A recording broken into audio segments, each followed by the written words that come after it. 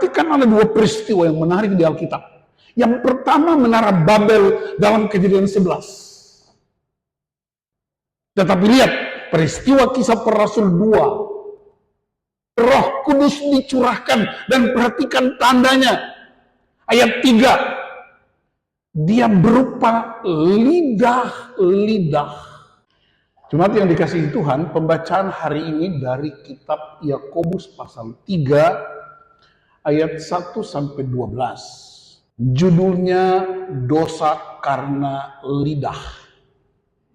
Saudara-saudaraku, janganlah banyak orang di antara kamu mau menjadi pengajar, sebab kamu tahu bahwa sebagai pengajar kita akan dihakimi menurut ukuran yang lebih berat. Sebab kita semua tersandung dalam banyak hal. Siapa tidak tersandung dalam perkataannya, ia orang yang sempurna yang dapat juga mengendalikan seluruh tubuhnya. Kita mengenakan kekang pada mulut kuda sehingga ia menuruti kehendak kita, dan kita dapat mengendalikan seluruh tubuhnya. Lihat saja kapal-kapal, walaupun amat besar dan digerakkan oleh angin keras, ia dapat dikendalikan oleh kemudi yang amat kecil menurut kehendak jurumudi. Demikian juga lidah, walaupun suatu anggota kecil dari tubuh, ia dapat memegahkan hal-hal yang besar. Lihatlah betapapun kecilnya api dapat membakar hutan yang besar. Lidah pun adalah api. Lidah merupakan suatu dunia kejahatan di antara anggota-anggota tubuh kita. Sesuatu yang menodai seluruh tubuh dan membakar roda kehidupan kita. Sedangkan lidah itu sendiri dibakar oleh api neraka. Semua jenis binatang liar, burung-burung serta binatang-binatang melata dan binatang-binatang laut dapat dijinakan dan telah dijinakan oleh manusia. Tetapi tidak seorang pun dapat menjinakkan lidah. Ia tidak terkuasai, jahat dan penuh racun mematikan. Dengan lidah kita memuji Tuhan dan Bapa kita. Dengan lidah juga kita mengutuk manusia yang diciptakan menurut rupa Allah. Dari mulut yang sama keluar berkat dan kutuk. Hal ini saudara-saudaraku tidak boleh terjadi. Apakah mata air memancarkan air tawar dan air pahit dari lubang yang sama? Saudara-saudaraku, apakah pohon ara dapat menghasilkan buah zaitun dan pokok anggur dapat menghasilkan buah ara? Demikian juga mata air asin tidak dapat mengeluarkan air tawar. Demikian pembacaan firman Tuhan. Orang-orang yang berbahagia ialah yang mendengar dan melakukan firman Allah. Haleluya.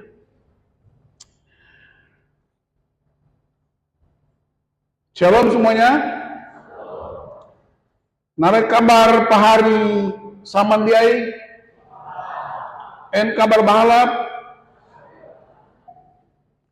Kami dari rombongan senior members Gerakan Mahasiswa Kristen Indonesia, GMKI. Ada di sini Pak Willy Yosef. Ini om saya ini. Jadi boleh sekali-sekali dengar khotbah dari anak. Saudara-saudara, dalam teks ini GKM menetapkan tema hari ini ialah kecil tetapi berpengaruh besar. Ada beberapa metafora yang dipakai penulis Yakobus untuk menerangkan tentang kuasa lidah. Metafora yang Yakobus pakai yang pertama, guru. Di zaman itu Orang yang diandalkan untuk mengajarkan pengetahuan buat masyarakat Yahudi yang sedang dalam perjalanan, mereka mengembara, mereka berpindah-pindah tempat. Orang yang dipakai selain rasul adalah guru. Kenapa? Karena andalan modal guru ialah bicara. Dan bicara bisa benar, bisa juga salah. Itulah sebabnya ayat itu bilang hati-hati. Banyak guru yang bisa salah mengajar karena banyak umat mendengar apa kata pemimpin. Itulah jadi firman Tuhan dilarang orang jadi guru. Tetapi guru mesti hati-hati bicara karena pekerjaannya ialah mengajarkan sesuatu kepada orang lain.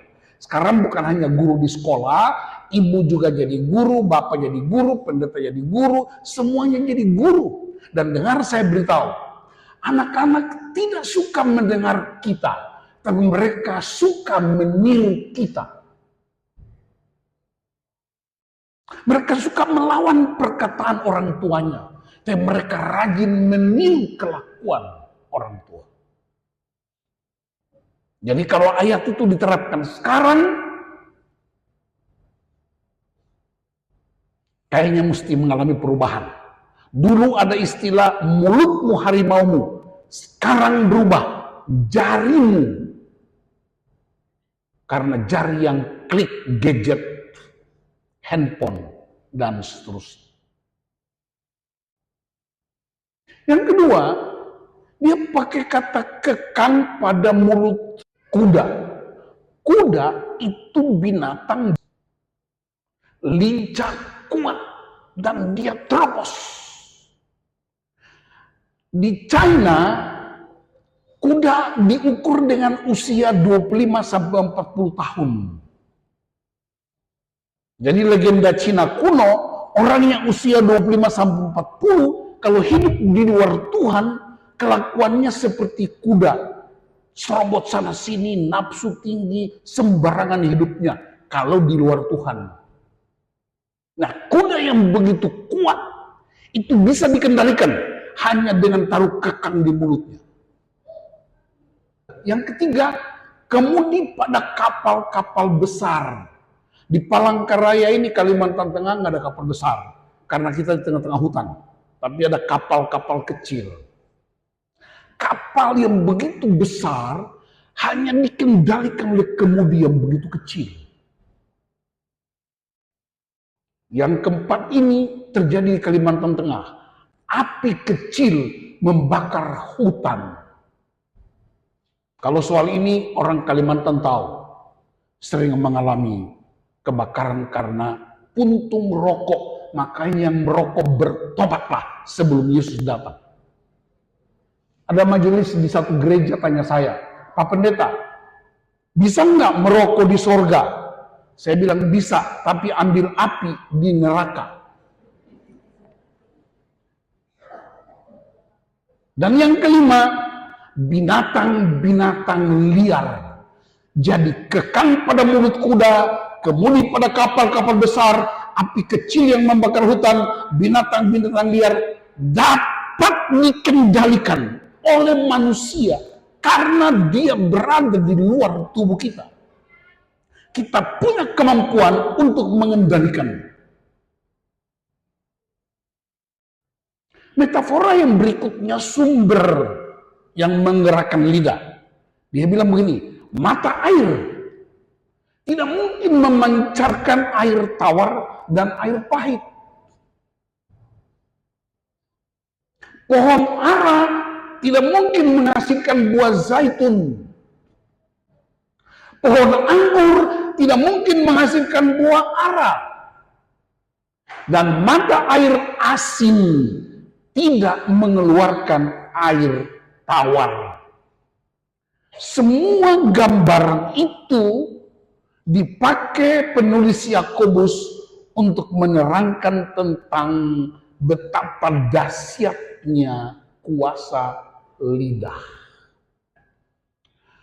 Bisa dikendalikan, controllable. Bisa dikontrol. Tetapi ada yang tidak bisa kita kontrol, uncontrollable. Dan salah satu anggota tubuh yang tidak dapat dikontrol ialah lidah. Mengapa? Ada 3 alasan. Karena lidah ada di dalam mulut. Karena dia di dalam mulut tidak bisa dikendalikan. Yang kedua ada lagunya. Memang lidah tak bertulang. Yang ketiga, kenapa lidah tidak bisa dikendalikan? Karena lidah itu fleksibel, dia bergerak. Jadi 3 alasan tidak bisa dikendalikan. Maka lidah kemudian dia bisa menjadi berkat, dia juga bisa menjadi kutuk. Bukan lidahnya, perkataan yang keluar karena gerakan lidah. Saya terangkan dasarnya. Saudara, perkataan kita, ini saudara dengar perkataan-perkataan saya. Dari mana asal-usulnya? Dia keluar dari hati. Hati disebut sebagai pusat perbendaharaan, tapi juga menjadi sumber kehidupan. Dalam Matius pasal 15 ayat 18, dari hati terpancar kehidupan atau kematian. Itu sebabnya yang bisa mengendalikan lidah, yang bisa mengeluarkan perkataan, itu sumbernya ialah hati kita. Dan kalau baca Alkitab kita temukan banyak sekali ayat tentang hati. Saya punya kisah nyata di Kalimantan Timur. Sebuah kota kecil, pagi-pagi kira-kira jam 5:30 pagi, ada satu ibu usia kira-kira 50 tahun, dia telepon Pak Pendeta. Pak Pendeta, tolong doakan saya bangun pagi belum bekerja, tapi sudah banyak keringat yang keluar, keringat saya seperti biji-biji jagung. Pak Pendeta tolong doakan, siapa tahu saya mungkin jantungan. Pak Pendeta bilang, oke, kita berdoa. Habis berdoa, pendeta bilang, ibu pergi ke dokter supaya dokter periksa, siapa tahu ibu memang kena jantung. Oh Pak Pendeta, saya tidak punya uang. Pendeta bilang, ibu pergi saja, nanti gereja yang bayar. Pendeta telepon dokter, Pak dokter, ibu ini akan periksa, tolong periksa, nanti gereja bayar. Dokter bilang, tidak usah bayar, itu jemaat kita. Ibu itu pergi cepat-cepat, dokter bilang, ibu kita tensi, kemudian saya mau periksa jantung ibu pakai alat ronsen. Ibu itu bilang, kalau begitu saya buka baju. Dokter bilang, tidak usah. Saya punya alat di tembok, ibu pasang badan, saya tekan tombol, hasilnya akan keluar. Lalu ibu itu tetap pakai baju, begitu dia tempelkan badannya ke tembok, dokter tekan tombolnya, keluar hasilnya. Kemudian dokter periksa. Dokter tidak percaya hasilnya. Dia kasih masuk lagi ke komputer, dia besarkan gambarnya. Dokter bilang, ibu sini. Ini hasil ronsen. Jantung ibu bagus, tapi hati ibu kotor. Ibu ini bingung, Pak dokter, ini penyakit apa? Ini penyakit lama yang tidak disadari. Jantung bagus, tapi hati kotor. Boleh saya tahu lebih rinci? Oh iya, dokter buka. Ternyata di dalam BH ibu ini ada terselip uang 50.000 rupiah.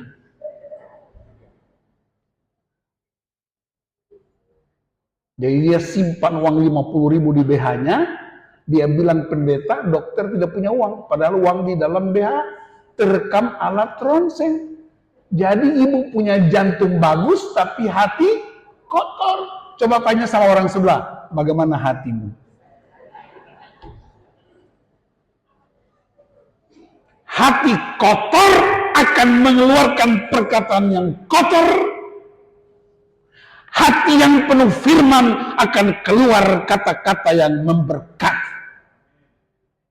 Itu sebabnya penulis ini mengingatkan, dari mulut yang sama keluar berkat. Dari mulut yang sama juga keluar kutuk. Wah, ibu-ibu kalau sudah marah, keluar sejumlah binatang di Pulau Kalimantan.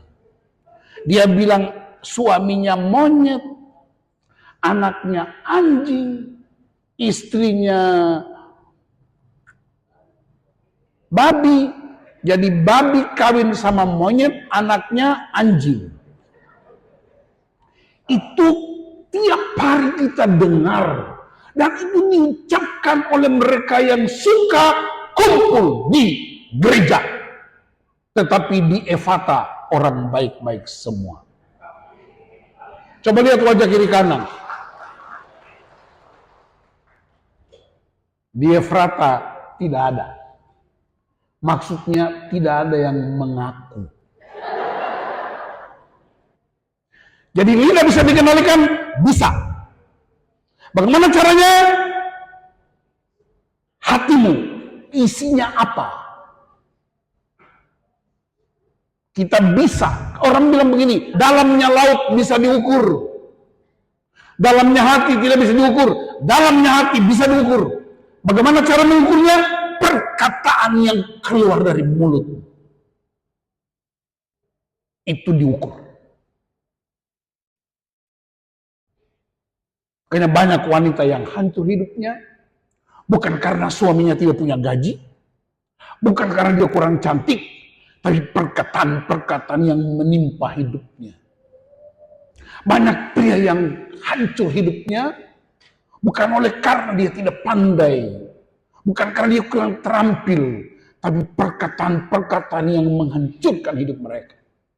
Banyak anak-anak yang hancur hidupnya bukan karena orang tuanya tidak punya uang, tapi orang tuanya membuli mereka, orang tuanya mengidentifikasi mereka dengan perkataan-perkataan yang buruk. Itu sebabnya hari ini Sinode GKI khususnya Jemaat Efrata harus bertobat dari perkataan yang tidak bersumber pada firman Tuhan. Bilang amin. Ada pendeta yang khotbah hari Minggu luar biasa, tapi begitu keluar gereja, mobnya, joknya, leluconnya penuh dengan porno. Apa ini? Kekristenan kita hanya berlangsung 2 jam. Ibadah hari Minggu begitu luar biasa, malaikat turun dari sorga. Tapi setelah 2 jam, perkataan-perkataan tidak lagi bersumber pada kebenaran firman Tuhan. Jadi kekristenan kita cenderung hanya 2 jam di gereja. Itulah sebabnya lidah tidak bisa dikendalikan dengan kekuatan manusia. Lidah tidak bisa dikendalikan dengan jabatan. Lidah tidak bisa dikendalikan dengan gelar-gelar akademis. Lidah tidak bisa dikendalikan dengan harta apapun. Lidah hanya bisa dikendalikan oleh firman Allah. Karena firman itu Allah. Allah berfirman, Allah berkata-kata jadi terang. Dia tidak hanya menyampaikan firman, dia adalah firman.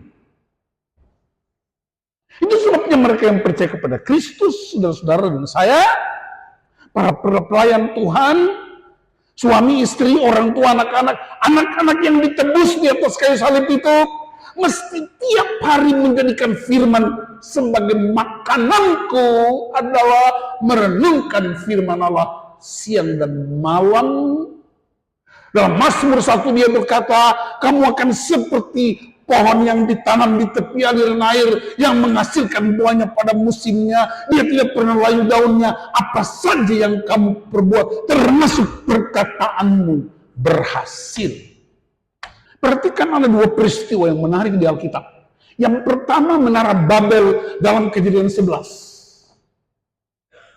Pemimpinnya bilang begini, marilah kita, perkataan lidah, marilah kita membangun menara yang sampai ke langit untuk menyamai. Kita nggak ada saingannya. Dan semua membangunnya. Sampai Tuhan kagum dan Tuhan bilang begini, mulai hari ini, apapun yang mereka kerjakan, tidak akan gagal. Tuhan mengagumi anak-anak manusia yang sedang bekerja bersama dengan sebuah perkataan, marilah kita. Tetapi tujuannya untuk menyamai Allah, mencari nama, jadi sombong dan terkenal. Tuhan bilang, baiklah kita turun. Tuhan turun. Mengacau balaukan mereka. Cara mengacokannya apa? Bahasanya digandakan, diciptakan bahasa-bahasa. Berarti mereka tersebar, tidak saling mengenal karena bahasa alat komunikasi utama. Tetapi lihat peristiwa Kisah Para Rasul 2. Bahasa-bahasa itu dipersatukan dengan kuasa yang lain. Bukan kuasa roh yang ingin menjadi sama, bukan lagi kuasa hawa nafsu, bukan lagi keinginan daging, bukan lagi kesombongan, tapi Roh Kudus dicurahkan. Dan perhatikan tandanya. Ayat 3. Dia berupa lidah-lidah. Perhatikan kalimat ini. Roh Kudus turun di Yerusalem bagaikan lidah-lidah menyerupai api. Lidah. Untuk menunjukkan apa? Lidah yang pernah menghancurkan di kerajaan Babel, lidah yang pernah menyatukan tetapi mencari nama, sekarang lidah itu dibaharui kembali, dan lidah itu dia berfungsi untuk menyampaikan kabar baik. Dia menyampaikan berita keselamatan. Babel sudah selesai. Sekarang Pentakosta, Roh Kudus dicurahkan. Lidahmu tidak lagi mengucapkan kutuk, tapi lidahmu mengucapkan berkat. Makanya orang Dayak bilang, kabar bahala. Mari kabar ketun. Mari kabar. Bahalap bukan sekedar baik. Bahalap adalah sebuah kuasa yang menghidupkan. Dan Injil disebut kabar baik. Tetapi kabar baik tidak sekedar diucapkan. Kabar baik mesti dilihat. Maka Yesus datang sebagai kabar baik. Dia adalah firman yang menjadi manusia dan diam di antara kamu. Yohanes pasal 1. Itulah sebabnya saudara-saudaraku, cara mengendalikan lidah dan lidah yang berdampak berkuasa ialah bukan sekedar perkataan, tetapi tindakan, perbuatan. Kemarin Ketua Sinode GKI khotbah dia kutip Matius 5. Melalui perbuatanmu yang baik, Bapa dipermuliakan. Bukan melalui hartamu, bukan melalui jabatanmu, bukan melalui sukumu, bukan melalui pangkatmu, tapi perbuatanmu yang baik. Perbuatan baik datang dari hati yang penuh firman Allah. Karena perbuatan digerakkan oleh hati yang penuh firman Tuhan. Itulah firman kebenaran. Bagaimana caranya supaya orang bisa melihat dan merasakan kuasa lidah? Ada dua istilah dalam Alkitab bahasa Inggris Yang pertama, witness, bersaksi, mengucapkan kesaksian tentang kemahakuasaan Allah dalam hidup kita. Tapi yang kedua, evidence, artinya bukti bahwa yang saya adalah bukti. Saksi itu kita bercerita tentang Yesus. Saya sedang menyaksikan firman Tuhan melalui mimbar ini. Itu witness, bersaksi. Melalui perkataan-perkataan kita, orang lain dikuatkan, orang lain dipulihkan, orang lain diteguhkan. Tetapi Yohanes dan Petrus waktu menghadapi sidang pengadilan agama, para pemimpin agama itu bertanya, dengan nama siapakah? Apa buktinya? Petrus bilang, kami tidak hanya bercerita tentang Yesus, tapi kami, aku dan Yohanes, adalah bukti bahwa Kristus yang kami sembah itu hidup dan berkuasa. Berarti kekristenan tidak sekedar bercerita, tapi kekristenan mesti menjadi bukti. Apa bukti bahwa saya khotbah di GKI Efrata? Ada fotonya. Foto bisa direkayasa.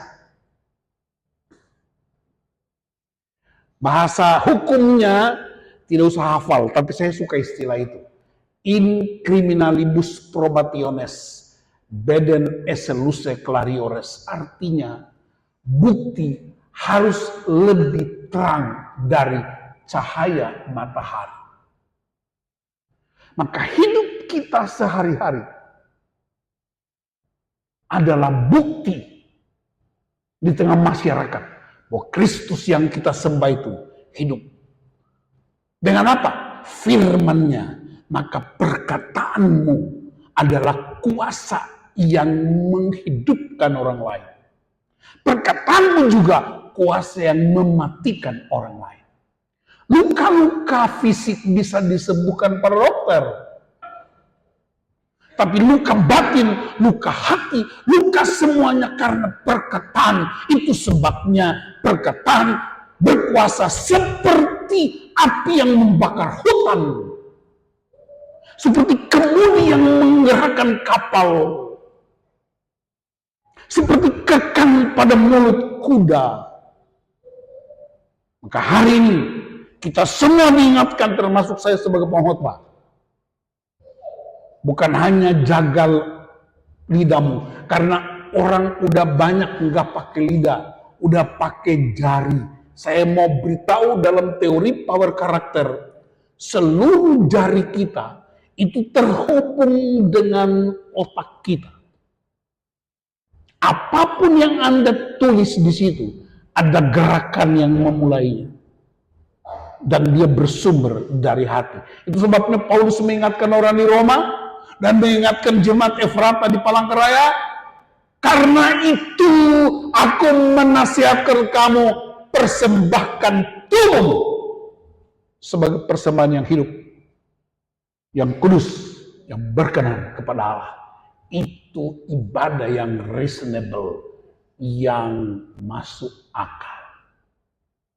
Beberapa hari yang lalu, kami warga GMKI, senior-senior, itu Bible study, dan pembawa firmannya dari sini, Bapak Pendeta Martin Luther. Dia bilang, mungkin saya kutip pernyataan beliau. Waktu Yesus lahir, seluruh bumi gempar. Waktu Yesus lahir, luar biasa sambutan. Sorga kosong karena malaikat turun bikin paduan suara massal di Efrata. Bintang tuntun orang Majus. Istana raja gempar. Kekuasaan terancam. Lahir seorang bayi mungil di Bethlehem. Dunia bergejolak. Tapi waktu dia disalibkan, seluruh bumi sunyi senyap. Bahkan sorga tutup mulut. Hanya kelihatan satu. Anak manusia tergantung di antara langit dan bumi. Dan kalimat itu keluar. Itulah kuasa perkataan. Ya Bapa, ampunilah mereka. Karena mereka tidak tahu apa yang mereka perbuat. Itu yang disebut perkataan yang memulihkan bumi dan sorga. Itu yang disebut perkataan yang menghidupkan. Dan ketika Yesus bangkit, dia tidak cari pembesar-pembesar yang salibkan dia tidak cari prajurit-prajurit yang menombak dia tidak cari Herodes dan Pilatus, tapi dia cari murid-muridnya dan dia pulihkan keadaan mereka dengan perkataannya. Dan setelah itu, pergilah, jadikan semua bangsa murid. Dia naik ke sorga, dia memberkati mereka. Dan ayat itu berkata, mereka begitu sukacita, mereka pergi dan membuat dunia ini penuh kemuliaan Tuhan karena perkataan dari lidah. Lidah itu kecil tapi berdampak. Small is beautiful. Tuhan Yesus memberkati. Amin.